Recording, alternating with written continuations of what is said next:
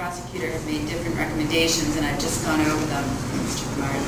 And I need to listen to the facts and hear the arguments of the prosecutor and your attorney that they make in support of the recommendations, and then I'll tell you what I'm trying to do. If it does not agree with your recommendation, I would give you the opportunity to withdraw your plea. You understand that, sir?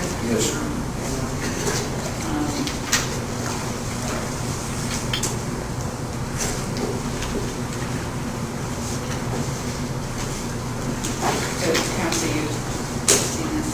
I just provided it. Yes, Judge. All right. So, Commonwealth, if you give me the facts, please. Yes, Your Honor. On April 30th of 2010, officers of the Dunstable Police Department responded to an area in Dunstable with respect to a breaking and entering. Your Honor, the officers spoke with the neighbors of the victim, who stated that their teenage son had been at their residence earlier that day. Their son's name is Thomas Erickson.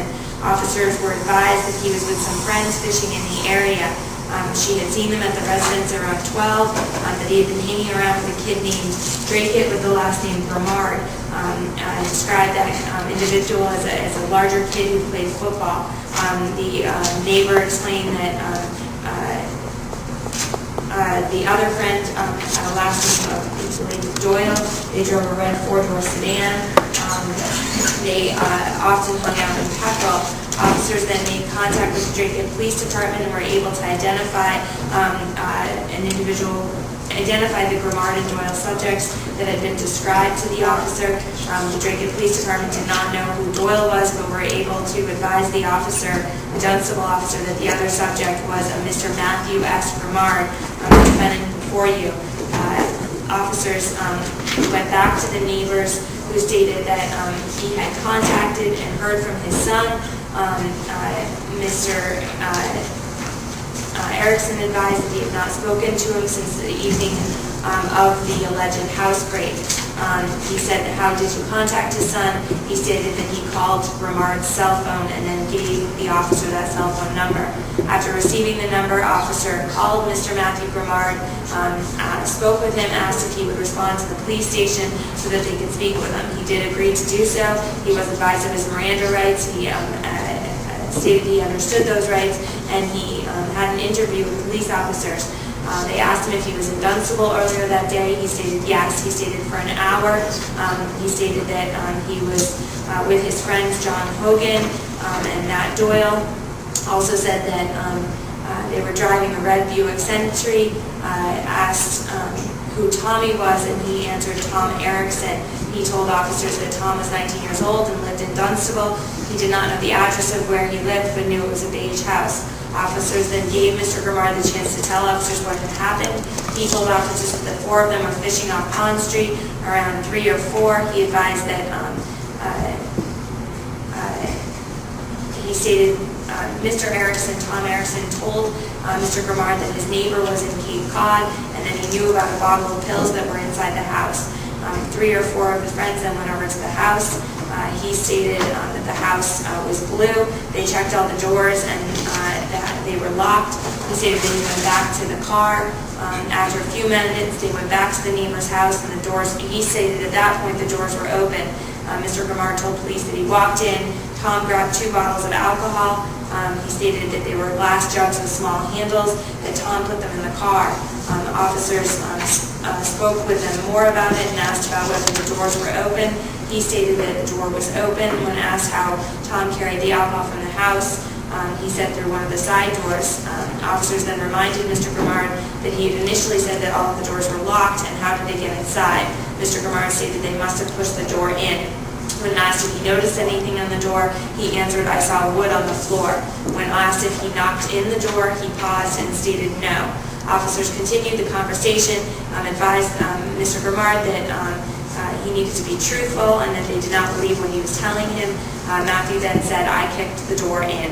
The officer asked if he kicked it in or used his shoulder. He stated he kicked it. He told officers that he kicked the bottom of the door and he was wearing running sneakers. When asked who went inside, he said he kicked the door in and that Tom and John went inside. He said that this was when he went to the car He said he returned back to the house and went inside, went into the room, into the kitchen. Officers asked if both friends were in the kitchen.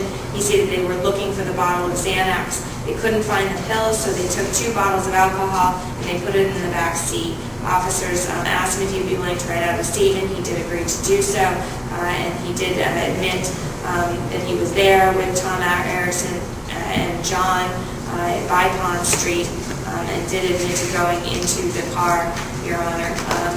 Officers spoke with the other witnesses who did confirm similar results. Mr. Erickson stated that he was with Matt Grimard and Matt Doyle and an individual named John, that they were in the area of Pond Street on that day. He stated that Matt booted the door and took the alcohol and left, Your Honor. That would essentially be the facts. Thank you. And Commonwealth wish to be heard on the disposition? Your Honor, the basis for the Commonwealth's request is an 18-month quaff to ensure that Mr. Grimard stays on track. He graduated high school. He's had a series of incidences in the recent future, which has, by all purposes, kind of thrown him off.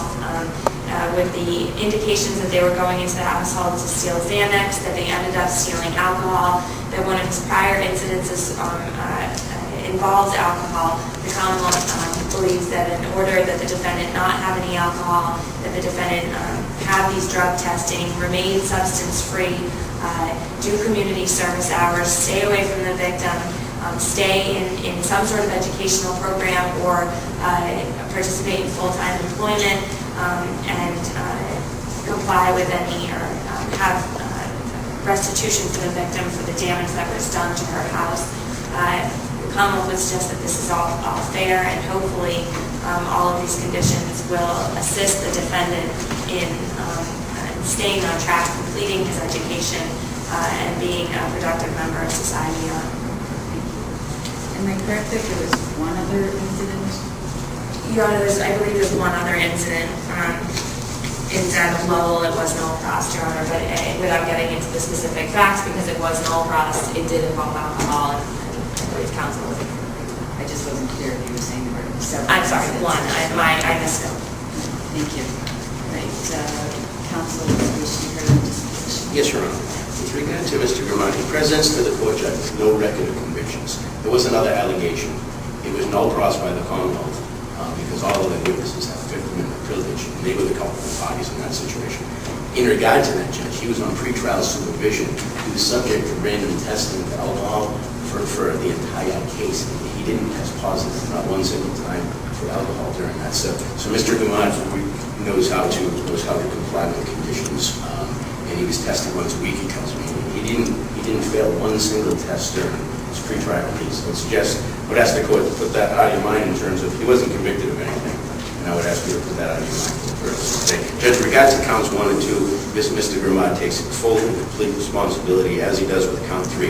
On count 3, the larceny is more by way of joint venture, because, and what I would point out about the facts is what we don't hear is that Mr. Grimard went in to steal the TV. The homeowner comes home, her jewelry's intact, her money's there, all her valuables are there. Tom Erickson took 2 bottles of alcohol.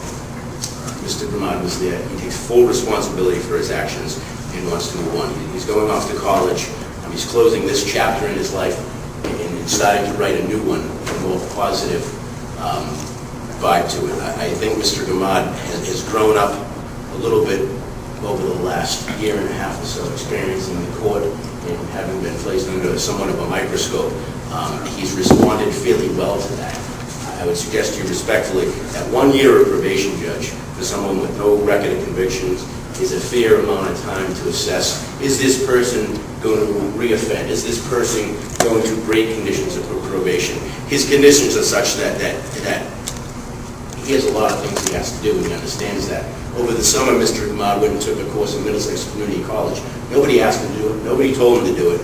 He showed me some of his tests. He's probably going to end up with an A- in that course. And it's not a fluff course where, they push you through because you're an athlete. It's a Spanish course. You either know the information or you don't. You either know how to articulate Spanish or you don't. Mr. Grimard did that on his own and showed me the grades. He's grown up quite a bit because of this.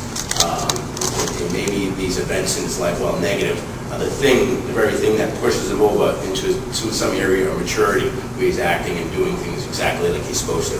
His intent is to go down and study and secondarily play football and be a productive member of the community down there. He's going to do his counseling via phone with his current counselor. He's been in touch with him for 2 years. We didn't think it was appropriate to settle up with a new counselor down there. He's a friend to him. He's a mentor to him.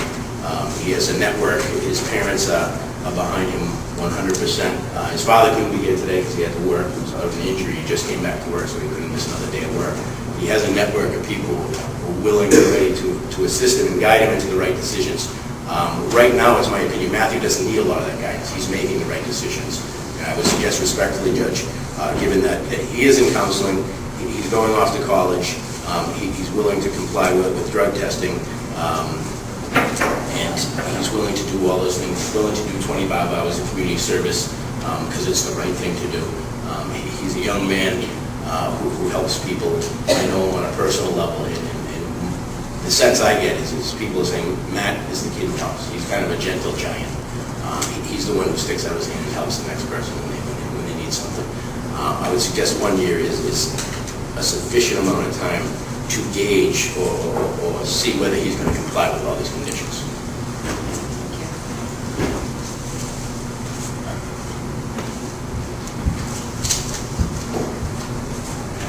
I am inclined to make it a continued out finding for 14 months, which would take you through the summer, next summer.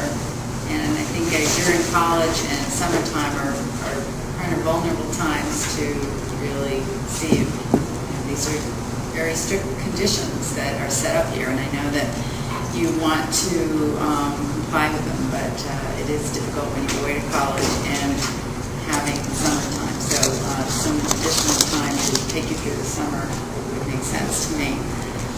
So if your client is inclined to do that, I will go through the colloquy, but I do need him to indicate that I'm rejecting the 1 year and decide if he wants to plead to 14 months.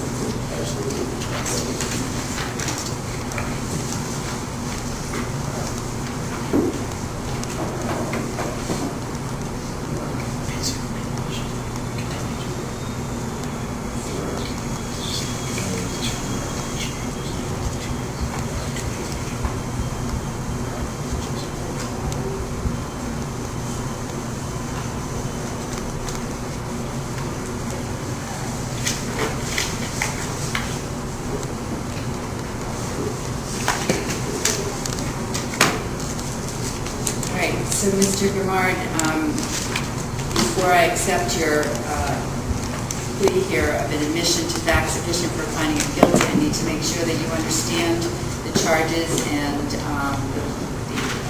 penalties and the possible options you would have and the rights that you're giving up, the right to a jury trial, trial by judge. So I'm going to go through that with you.